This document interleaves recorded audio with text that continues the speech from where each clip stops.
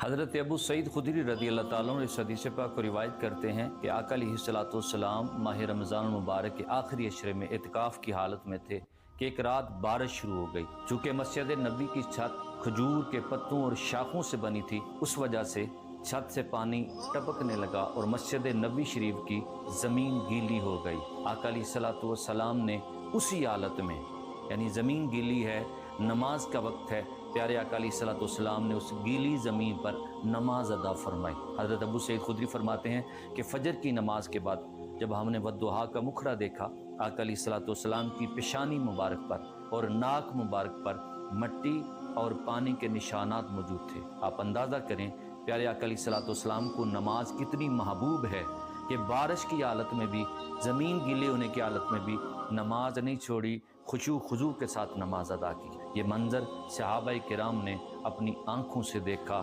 چونکہ مسجد نبوی کی چھت بڑی سادہ ہوا کرتی تھی اور بارش سے پانی ٹپکتا بھی تھا، لیکن نمازیوں نے، حضور آقا علیہ السلام اور آپ کے صحابہ نے کبھی نماز نہیں چھوڑی، کسی حالت میں نہیں چھوڑی۔